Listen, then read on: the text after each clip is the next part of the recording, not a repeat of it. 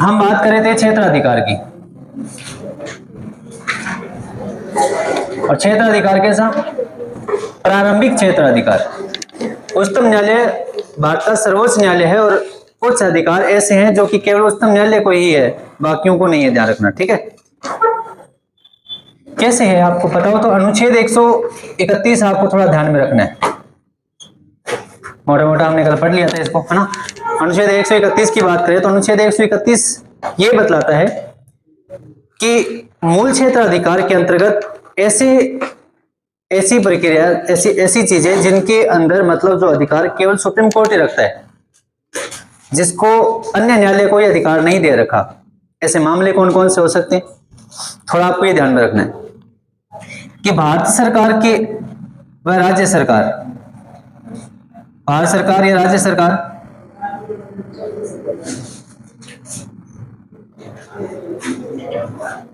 इनके बीच में कोई भी ऐसा मामला हो, विवाद हो कोई, तो उसको कौन करेगा? Solve, supreme court.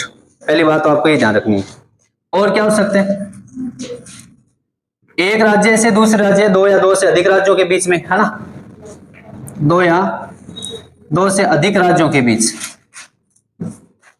कोई विवाद हो तो उसको कौन सुलझाएगा? सुप्रीम कोर्ट, केवल सुप्रीम कोर्ट, ध्यान रखना।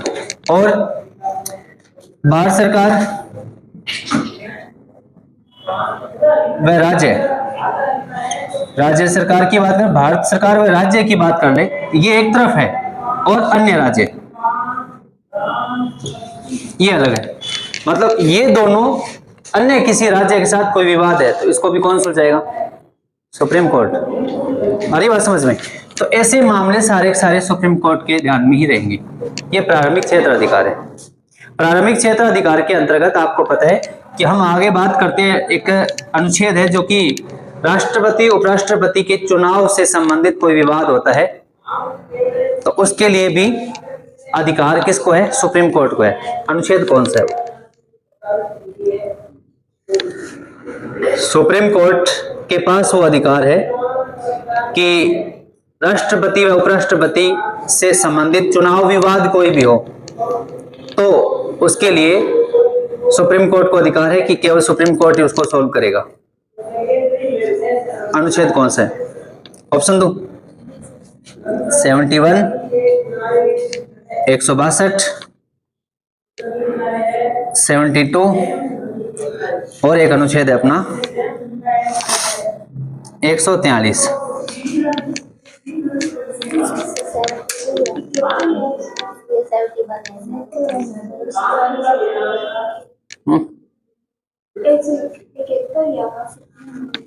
एक सौ इकहत्तर या 62, 162 नहीं, ध्यान रखना, एकमात्र अनुच्छेद केवल 71, ये ध्यान रखना, केवल कौन से? 71। अब इसमें लिखा हुआ है राष्ट्रपति व उपराष्ट्रपति से संबंधित कोई भी विवाद है चुनाव को लेकर के तो सुप्रीम कोर्ट उसकी सुनवाई करता है। अरे बात समझ में?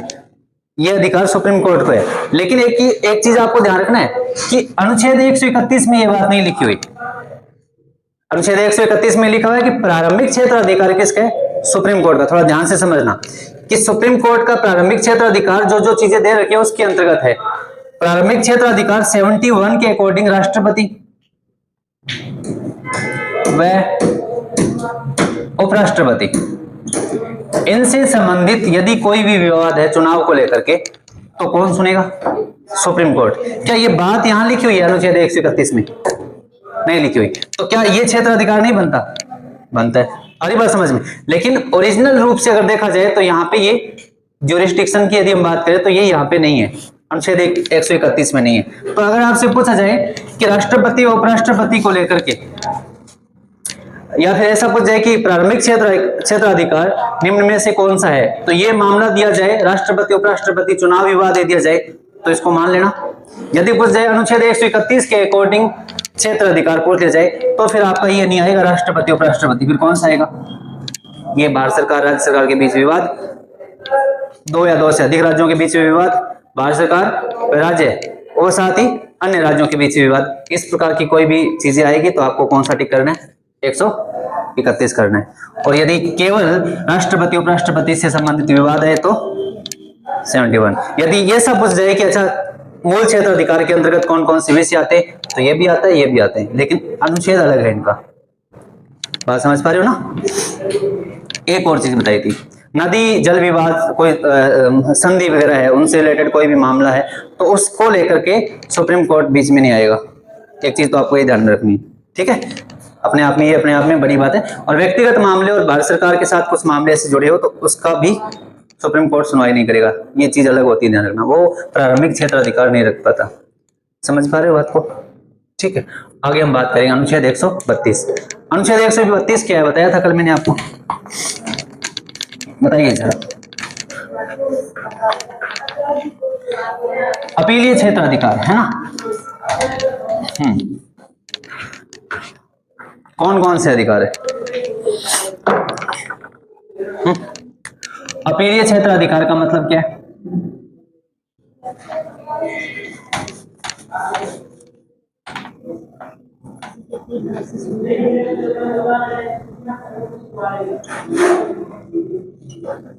मतलब अपील करना। अरे बात समझ में, अपीलीय क्षेत्र अधिकार का मतलब अपील करना। कौन कौन सी चीजें आती है इसके अंदर, ध्यान रखना। एक तो संवैधानिक हो सकती है, मतलब संविधान की व्याख्या से संबंधित कोई प्रश्न उठता है तो कौन आएगा सामने व्याख्या करने? सुप्रीम कोर्ट आएगा। संविधान की व्याख्या से संबंधित कोई प्रश्न उठता है तो। और कौन सा? दीवानी मामले। दीवानी मामले मतलब सिविल। और कौन सा? फौजदारी। और विशिष्ट अन्य भी हो सकते कुछ, ये चीज आपको ध्यान में रखनी। इनसे संबंधित पूरा जो जितना मैटर दे रखा है ना, ये कंप्लीट अगर पूछा जाए तो कौन से अनुच्छेद में? ये अनुच्छेद है 132। लेकिन आगे हम जब पढ़ेंगे ना, अनुच्छेद 132 के बाद में अनुच्छेद 133 और अनुच्छेद 134। 133 में केवल दीवानी मामले। कौन से मामले? दीवानी मामले। अनुच्छेद 134 में कौन से मामले? फौजदारी मामले। ये थोड़ा सा आपको ध्यान में रखना है। लेकिन कंप्लीट बात कहां लिखी हुई है?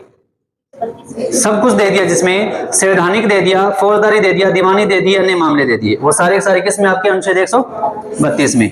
और बाकी के जो कौन से? 33। ये काफी इंपॉर्टेंट है फौजदारी मामले। फौजदारी मामले 134। इसके लिए कुछ कंडीशन है। फौजदारी क्या होता है पहले तो आपको ये ध्यान रखना है। दीवानी मामले कौन से होते हैं ये भी पता होना चाहिए। मामले दो प्रकार के होते हैं, दीवानी व फौजदारी। ध्यान रखना, दीवानी मामले वो होते हैं जो कि कोई तलाक से जुड़ा मामला है ना, और कोई किसका मतलब चेक बाउंस हो चुका है उससे रिलेटेड, किसी धोखाधड़ी की है उससे रिलेटेड कोई मामला हो गया है ना, या फिर उत्तराधिकारी संबंधित कोई बहुत सारे मामले होते हैं। वो मामले जो होते हैं वो किस में रहेंगे? दीवानी मामले। फौजदारी में कौन से रहेंगे? हाँ, डकैती है, मारपीट है, लूट कर ली किसी ने, चोरी, हत्या, ये सारे मामले जो होते हैं वो किस में आएंगे? फौजदारी में। दो प्रकार के मामले गिने जाते हैं, ये चीज आपको ध्यान में रखनी है, ठीक है। लेकिन फौजदारी मामलों में यदि बात की जाए तो कई बार क्या होता है, थोड़ा सा ये आपको ध्यान में रखना है कि इसमें जैसे डिस्ट्रिक्ट कोर्ट की बात करें ना, जिला न्यायालय की बात कर ले, उसमें कोई मामला चल रहा है और उस मामले को हाई कोर्ट ने अपने पास बुला लिया। ये मामला अभी लंबित है, मतलब चल रहा है, और उसके बाद में हाई कोर्ट ने इसको मंगवा करके इस व्यक्ति को फांसी की सजा दे दी। मतलब सजा कौन सी दे दी? मृत्युदंड दे दिया। अरे बात समझ में। तो इस मृत्युदंड के संबंध में ये अपील कहां जा सकती है? उच्चतम न्यायालय में। ऐसा हो सकता है, ठीक है। यहां मामला चल रहा था, इसने बीच में ही क्या कर दिया? यहां बुला दिया। ऐसा हो सकता है कई बार कि अच्छा जिला न्यायालय जो है वो उसको निर्दोष करार दे दे कि नहीं, इसका कोई दोष नहीं है, के बावजूद हाईकोर्ट अपने पास उस मामले को बुला करके क्या करता है? उसको सजा दे सकता है। तो उस आधार पे भी क्या हो सकता है? सुप्रीम कोर्ट में क्या की जा सकती है? अपील की जा सकती है।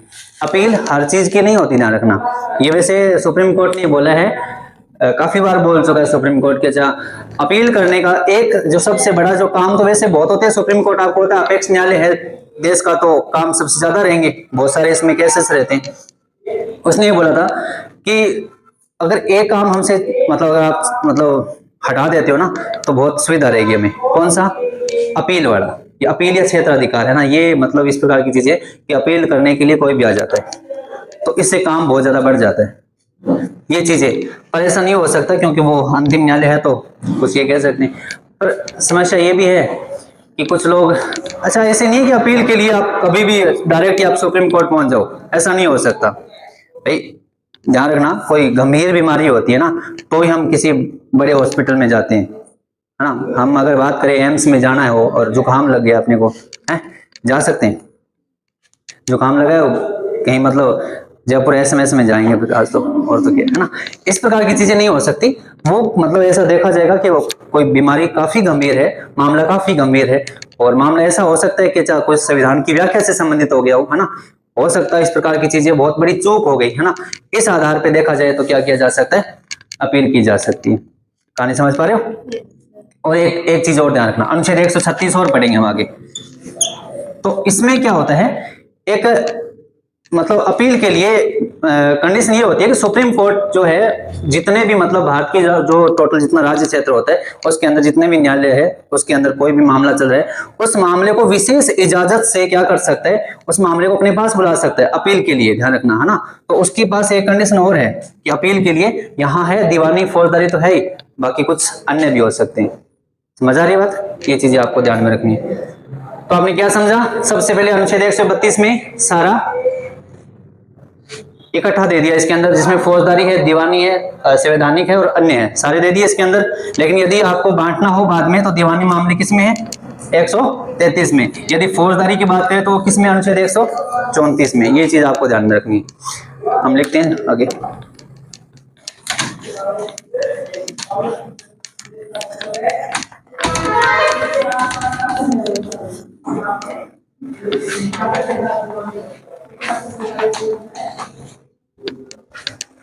लिखिए जरा,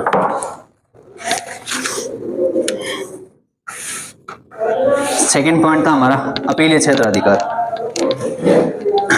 देखिए, हाँ ये हेडिंग लगा लेना, अपीलीय क्षेत्र अधिकार।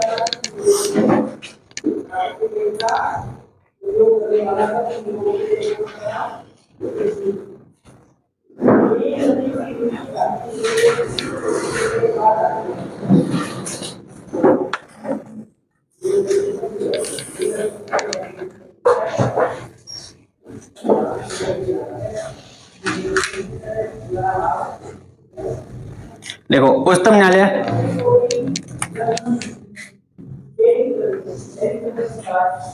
उच्चतम न्यायालय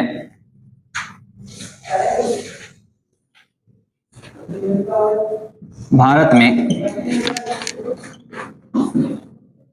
अपील का अंतिम न्यायालय होता है।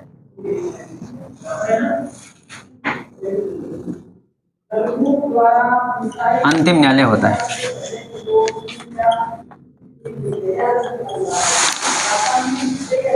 अर्थात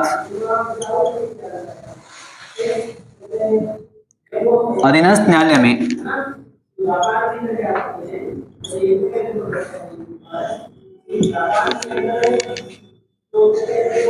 चल रहे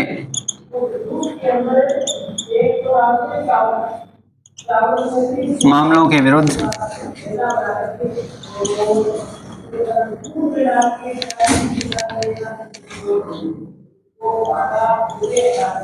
उच्चतम न्यायालय में अपील की जा सकती है।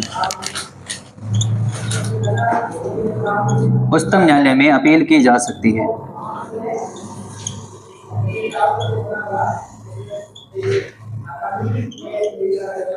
उच्चतम न्यायालय में अपील की जा सकती है।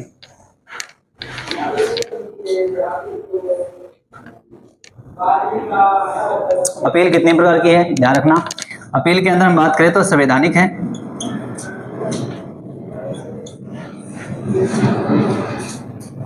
दूसरा दीवानी है, तीसरा कौन सा? फौजदारी है, और फिर विशिष्ट आपकी हो गई, है ना। इतनी सारी अपील्स होती है, ध्यान रखना थोड़ा।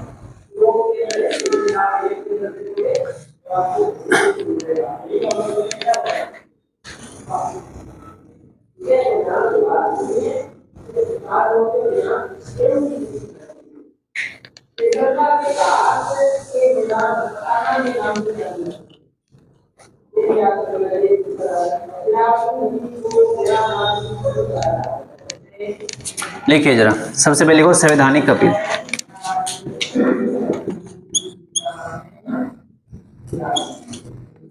संवैधानिक, संवैधानिक मामलों में अपील लिख लेना चाहे तो, संवैधानिक मामलों में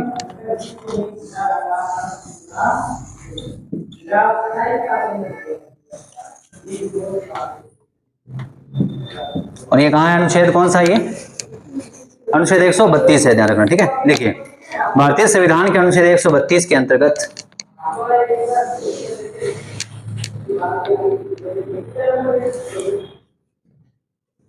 भारतीय संविधान के अनुच्छेद 132 के अंतर्गत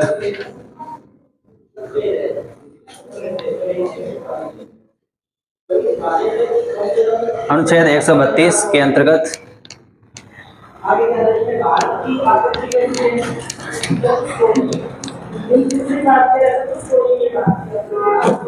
अनुच्छेद 132 के अंतर्गत उच्चतम न्यायालय को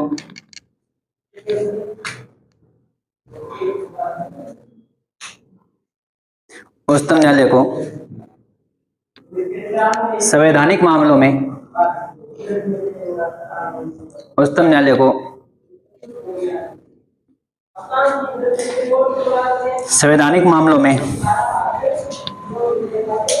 अंतिम अपील सुनने का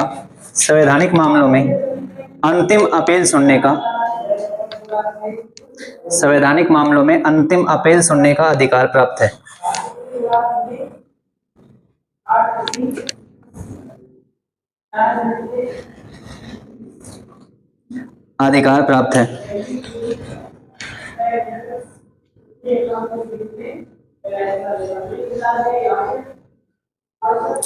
नेक्स्ट लिखो,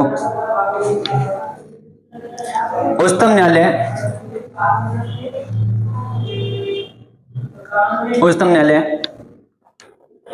भारत के किसी भी राज्य क्षेत्र में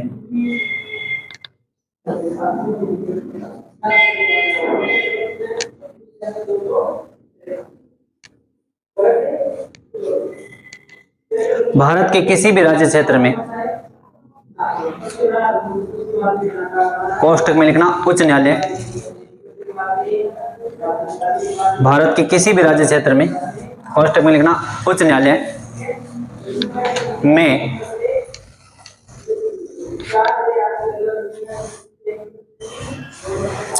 चल रहे सिविल, फौजदारी या अन्य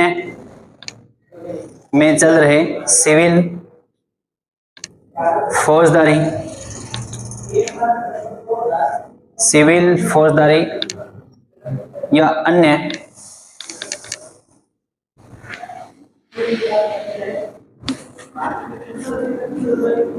अन्य कार्यवाही में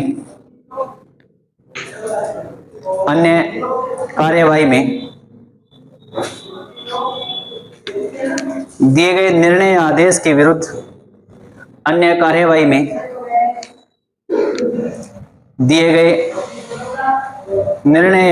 के विरुद्ध,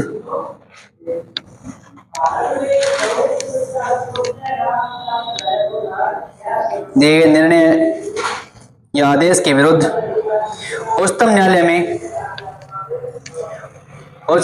में अपील की जा सकती है।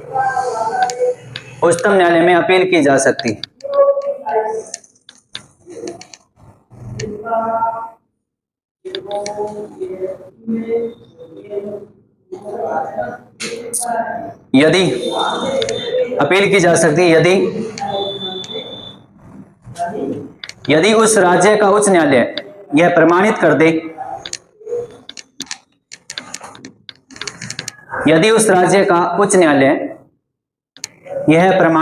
कि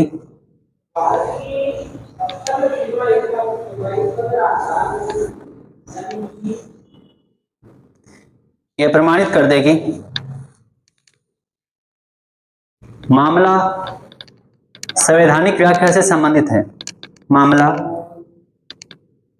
संवैधानिक व्याख्या से संबंधित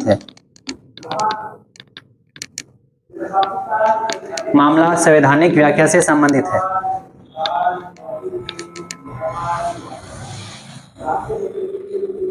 मतलब यह है कि जब कभी ऐसा मामला हुआ तो उच्च न्यायालय प्रमाण पत्र देगा, ठीक है।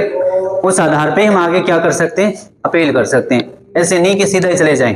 अपील करने के लिए पहले हाई कोर्ट बताएगा कि हाँ यहाँ कुछ बचा है, कुछ गुंजाइश है इसके अंदर, तो फिर आप अपील करो, कोई दिक्कत नहीं है, ठीक है। ये चीजें होती है।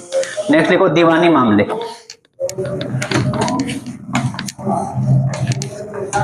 दीवानी मामले कौन सा अनुच्छेद है? याद रखना है अनुच्छेद, आपको अच्छे से ध्यान रखना। और सुप्रीम कोर्ट के सारे अनुच्छेद आराम से याद कर सकते हो तुम, कोई दिक्कत वाली बात नहीं है ना? सारे याद भी होंगे तुम्हें, याद है ना? अनुच्छेद यदि 124 की बात करें तो यहाँ आपको पता है क्या है? उच्चतम न्यायालय दे रखा है। उच्चतम न्यायालय का गठन कैसे होगा? कितने न्यायाधीश होंगे इसके अंदर? कितना लिखा हुआ है इसके अंदर? 7+1 लिखा हुआ है, यही लिखा हुआ है।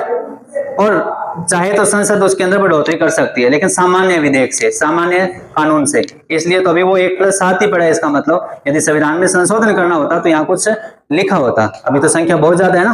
कितनी है संख्या बताना? और अनुच्छेद 125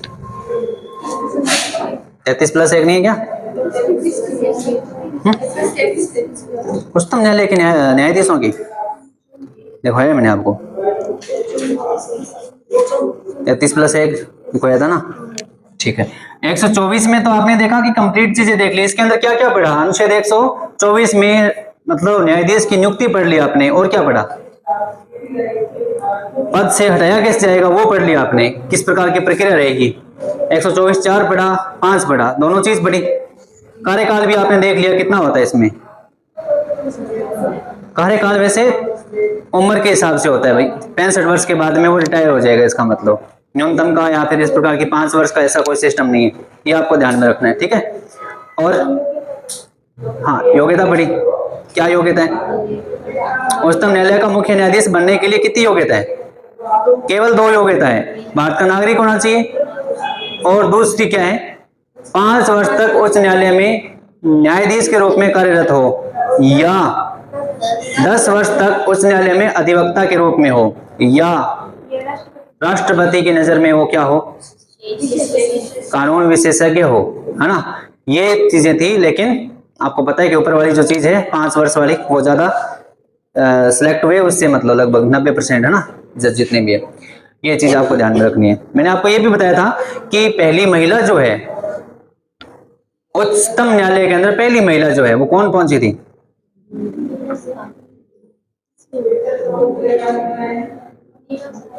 फातिमा, मीरा साहिब फातिमा, गुड। लेकिन ऐसी महिला जो कि केवल अधिवक्ता के रूप में कार्य करके फिर पहुंची है, पहुंचे तो है वैसे भी, इंदिरा नहीं, इंदु मल्होत्रा। कौन है? इंदु मल्होत्रा। ये भी आपको थोड़ा ध्यान में रखना है। छोड़ो चलो, अनुच्छेद 100। अच्छा, आपने इसमें ये भी देखा, इसमें आपने शपथ का उल्लेख भी देखा, इसमें आपने न्यायाधीश को मतलब विधि व्यवसाय में काम करने से रोकने की प्रक्रिया भी देखी कि काम नहीं कर सकते वो। हाँ देखा, ये अनुच्छेद 124 7 में देखा, ये चीजें देखी। 125 क्या है? मैं थोड़ा सा आपको अवगत करवा रहा हूँ, क्या पढ़ा आपने, याद है आपको? वेतन भत्ते, हाँ 125। 126 क्या है? कार्यकारी मुख्य न्यायाधीश की नियुक्ति कौन करता है? राष्ट्रपति करता है, ये आपको ध्यान में रखना है।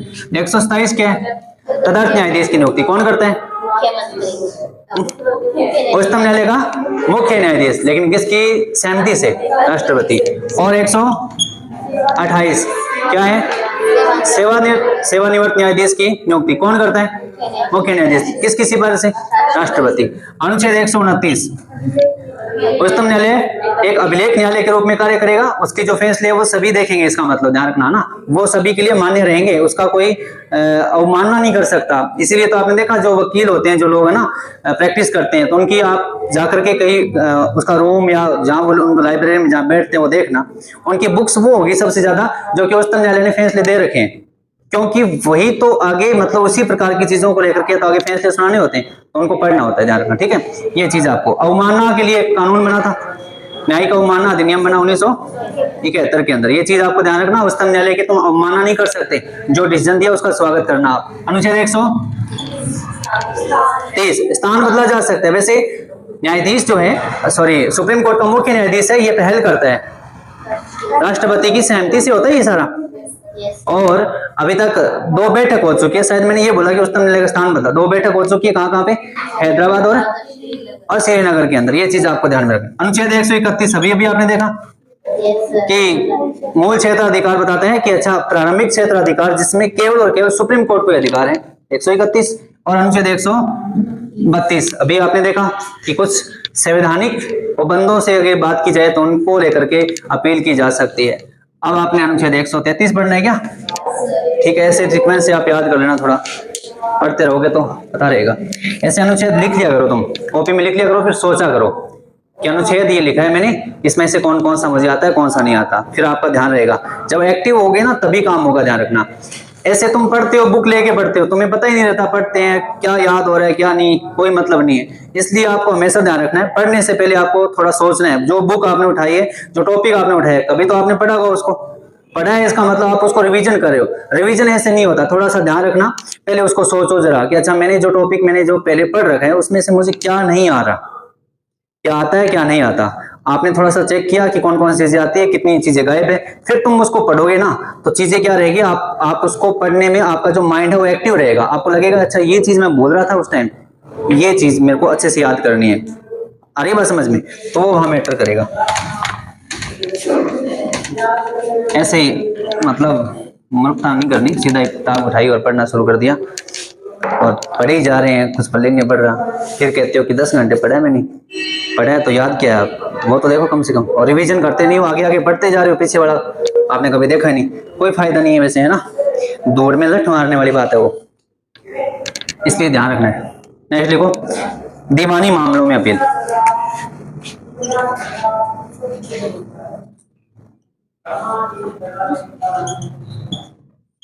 दीवानी मामलों में अपील, अनुच्छेद कौन सा? देखो भारतीय संविधान का अनुच्छेद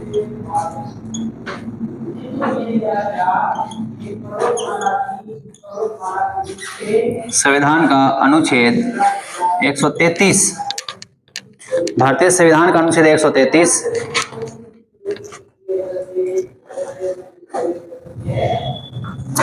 दीवानी मामलों में, अनुच्छेद 133 दीवानी मामलों में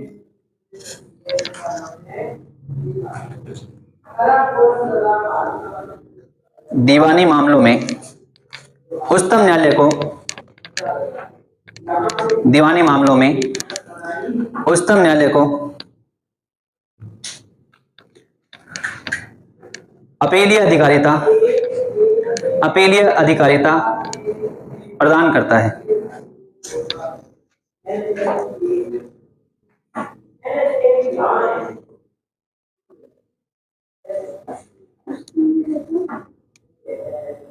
उच्चतम न्यायालय को अपीलीय अधिकारिता प्रदान करता है।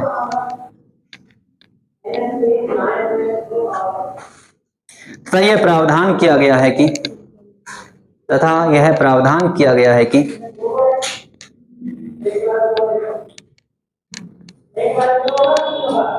तथा यह प्रावधान किया गया है कि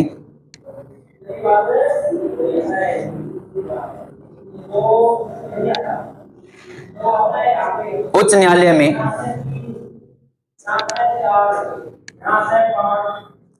उच्च न्यायालय में उच्च न्यायालय में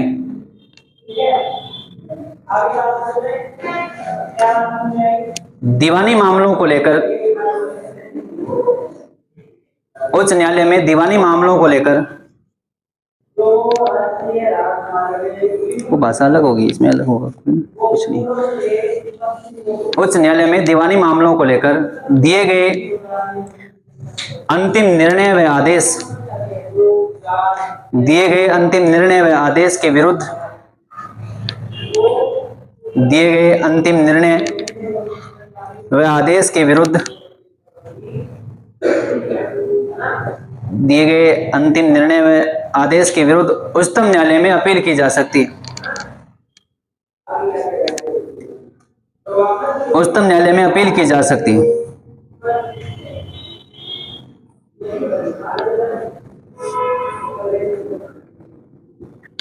ठीक है, थोड़ा सा ये आपको थोड़ा ध्यान रखना है, लिखना कुछ नहीं है, कि थोड़ा प्रमाणित करना पड़ेगा कि वास्तव में ये मामला ऐसा ही है और सार्वजनिक महत्व का विषय भी है, और ऐसा कोई विषय जिसके अंदर कोई लगता है अभी गुंजाइश है, पूरी तरह से निर्णय ठीक नहीं रहा वो उच्च न्यायालय का, तो अपील करना है इसके अंदर ना, तो इस प्रकार की चीजों को लेकर के अपील की जा सकती है, ध्यान रखना। ठीक है, नेक्स्ट लिखो फौजदारी या दंडिक मामलों में अपील।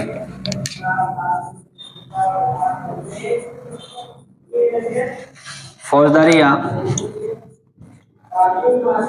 दंडिक मामलों में अपील, ये कौन सा अनुच्छेद है भाई? 134। लिखिए।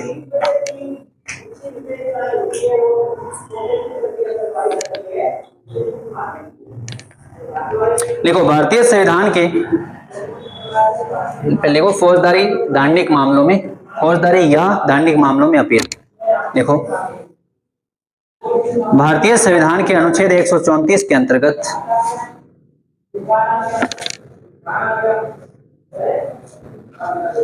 भारतीय संविधान के अनुच्छेद 134 के अंतर्गत यह प्रावधान किया गया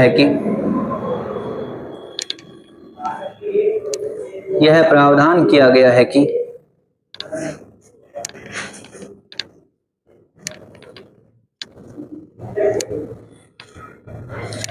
उच्च न्यायालय में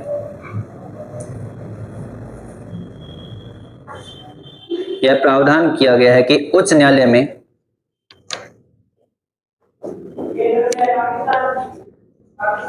आपराधिक मामलों से संबंधित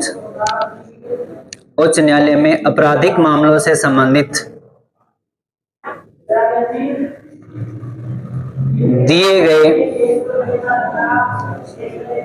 उच्च न्यायालय में आपराधिक मामलों से संबंधित दिए गए अंतिम आदेश या निर्णय के विरुद्ध अंतिम आदेश या निर्णय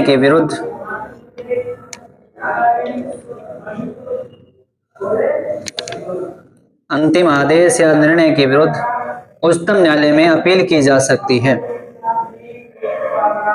उच्चतम न्यायालय में अपील की जा सकती है।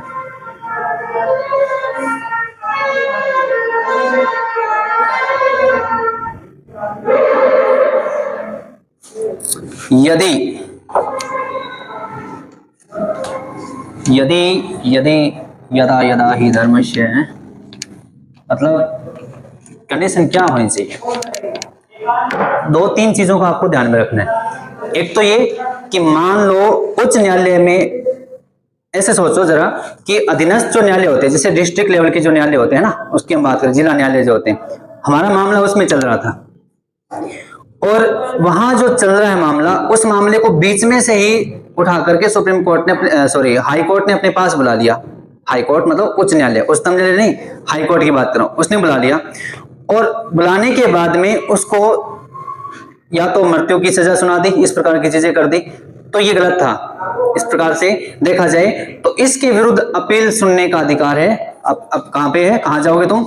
सुप्रीम कोर्ट जाओगे। एक चीज तो आपको ये ध्यान में रखनी है। अरे बात समझ में? ठीक है।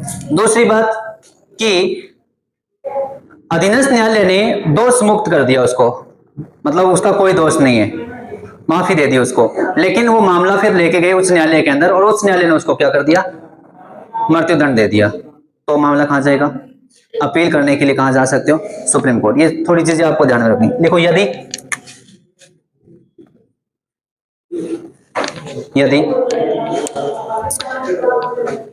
उच्च न्यायालय ने आरोपी व्यक्ति को उच्च न्यायालय ने आरोपी व्यक्ति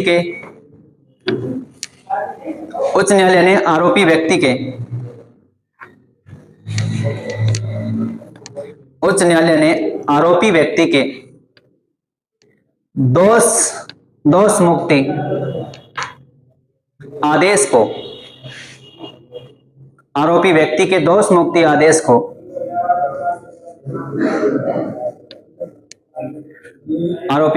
दोष मुक्ति आदेश को उलट दिया हो,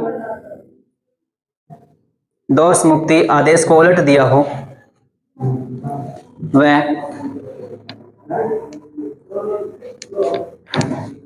उसे मृत्युदंड दे दिया हो,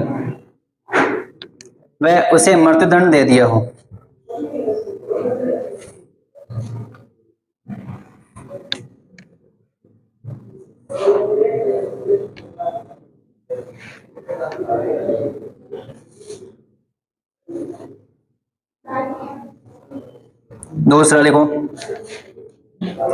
दूसरा पॉइंट लिखो, उच्च न्यायालय ने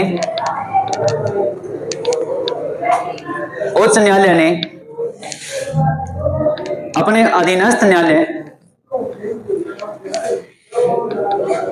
उच्च न्यायालय ने अपने अधीनस्थ न्यायालय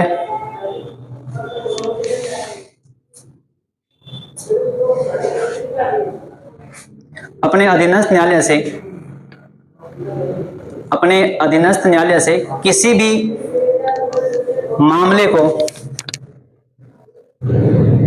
अपने अधीनस्थ न्यायालय से किसी भी मामले को विचार विमर्श के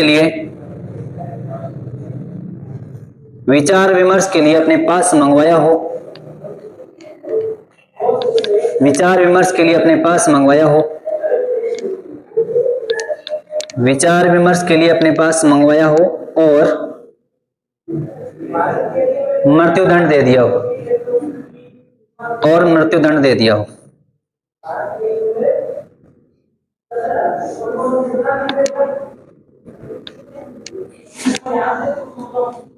तीसरा लिखो,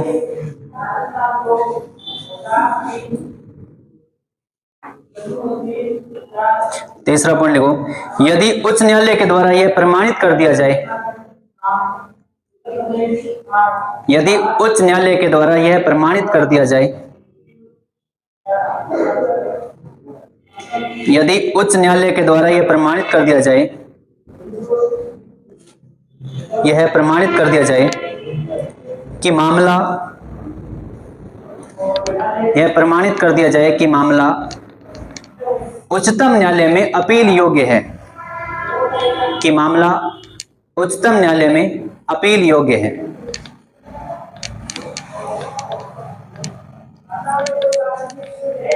अपील योग्य है, लिख लिया।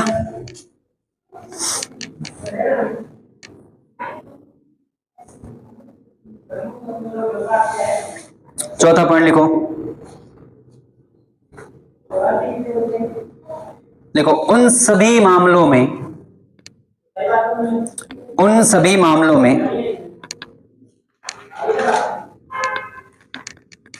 जिनमें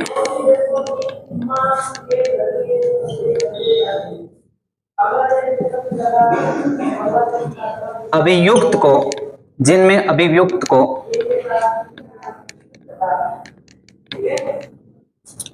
को मृत्युदंड की सजा प्रदान की गई हो, अभियुक्त को मृत्युदंड की सजा प्रदान की गई हो,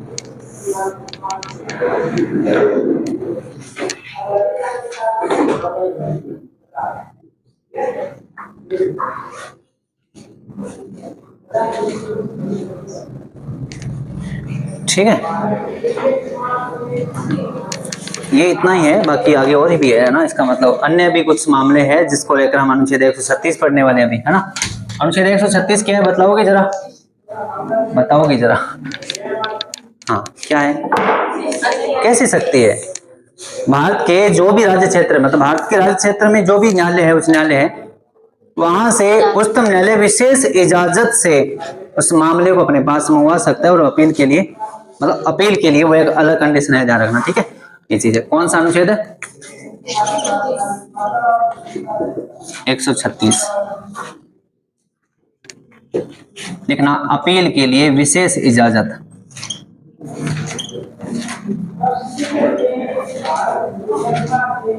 विशेष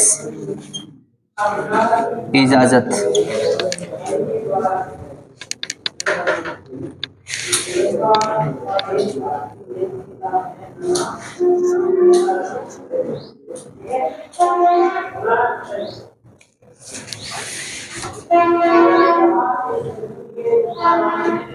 लिखो, देखो, भारतीय संविधान के अनुच्छेद 136 के अंतर्गत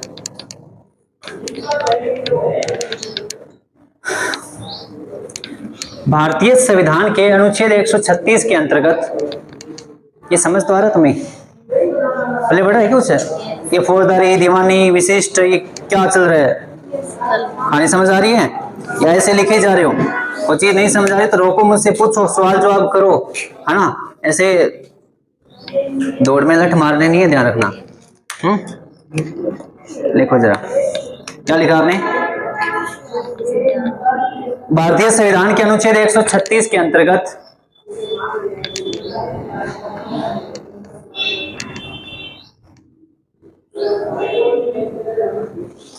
136 के अंतर्गत उच्चतम न्यायालय को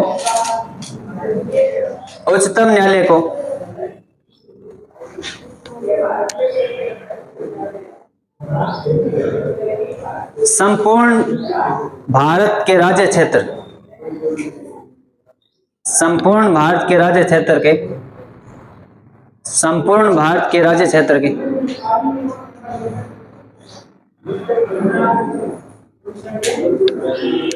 के किसी भी न्यायालय या अधिकरण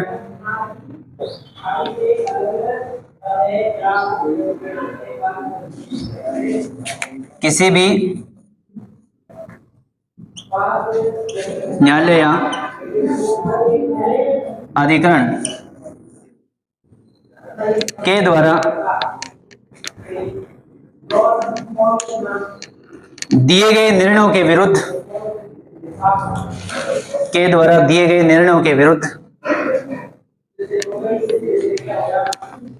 किसी भी न्यायालय या अधिकरण के द्वारा दिए गए निर्णयों के विरुद्ध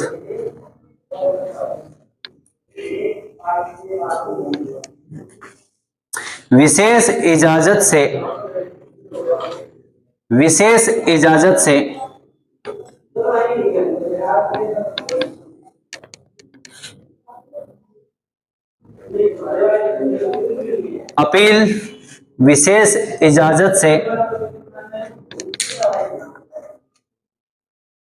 अपील जारी करने की शक्ति प्राप्त है।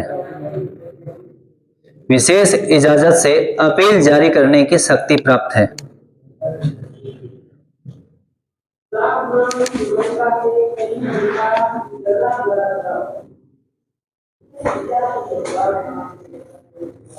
इसका वैसे यूज देखना कैसे होता है, मतलब लिखना नहीं है, आपको ये ध्यान रखना है कि लगे उच्चतम न्यायालय को कि जो निर्णय है वास्तव में जो प्राकृतिक जो न्याय होता है, नेचुरल जो जस्टिस है, उसकी यदि हम बात करें बिल्कुल विपरीत है, उसका बहुत ज्यादा उल्लंघन हो चुका है, उस आधार पे होता है। सैन्य मामलों में इस प्रकार की कंडीशन लागू नहीं होगी, ये भी आपको ध्यान में रखना है। ठीक है, आगे हम बात करेंगे रिट जारी करने की बात। रिट कौन जारी करता है? उच्चतम न्यायालय, आपने पढ़ा है मौलिक अधिकार में, आपने बात की थी जहाँ फंडामेंटल राइट्स हमने बात की, उसका जो लास्ट आपका अधिकार था, कौन सा अधिकार था? 5वां या 6वां अनुच्छेद, कौन सा? 32, है ना? तो अनुच्छेद 32 में क्या है? संवैधानिक उपचारों का अधिकार। संवैधानिक उपचारों का अधिकार, आत्मा की संज्ञा दी है इसको, किसने दी है? डॉक्टर भीमराव अम्बेडकर ने। इसमें कुल कितने प्रकार की रेट है? 5 प्रकार की रेट है। क्या और रेट इसके अंदर ऐड की जा सकती है? कर सकते हैं। अनुच्छेद 139 के अकॉर्डिंग रेट और भी इसके अंदर ऐड कर सकते हैं, ये संसद को अधिकार दे रखे। हालांकि अब कितनी रेट है? 5 रेट है। 500 रेट जो है वो जारी कौन करता है? सुप्रीम कोर्ट करता है। अच्छा, रेट जारी करने का अधिकार हाई कोर्ट को भी है। हाई कोर्ट को इन 500 रिट जो मूल अधिकार है इसके संबंध में रिट जारी करने का अधिकार तो है ही, लेकिन साथ ही साथ किसी अन्य मामलों में भी अधिकार है। संपत्ति से जुड़ा हुआ कानूनी मामले बहुत सारे हो गए, है ना? तो उनसे जुड़े हुए मामलों में भी रिट जारी की जा सकती है। किसके द्वारा? हाई कोर्ट के द्वारा। लेकिन वो अनुच्छेद कौन सा होता है? 226। हम क्या पढ़ रहे हैं? Supreme court. तो उसके अंतर्गत कितनी रेट है? 5 प्रकार की रेट है। 500 रेट याद होनी चाहिए। कौन कौन सी बताइए जरा। बंदी प्रत्यक्षीकरण और परमादेश और प्रतिषेध और उत्प्रेषण और अधिकार परीक्षा, ये चीजें 500 रेट जारी की जाती है। किसके द्वारा? सुप्रीम कोर्ट के द्वारा। ये आपको ध्यान में रखना है। तो मूल अधिकारों का संरक्षक है, ये ध्यान रखना। ठीक है, टाइम बढ़ेगा।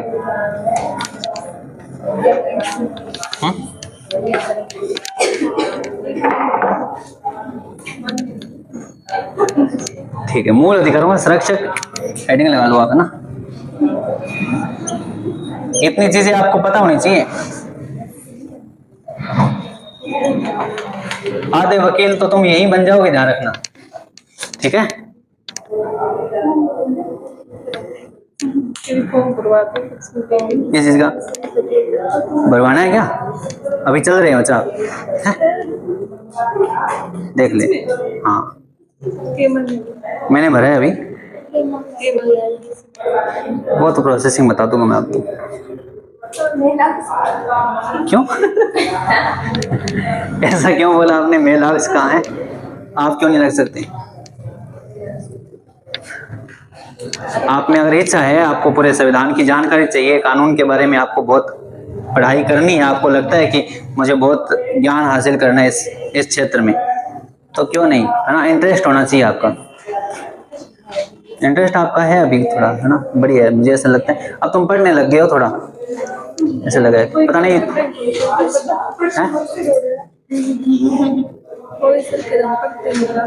नहीं पढ़ रहे हो आजकल, ऐसे लगने लगा अभी, फील होता है मुझे। पढ़ा करो, खूब पढ़ा करो, है ना? देखो नहीं, देखो आपके पास और कुछ नहीं है, आपके पास अभ्यास तो है, कुछ भी नहीं है, अभ्यास कर सकते हो, बार बार अभ्यास करोगे तुम।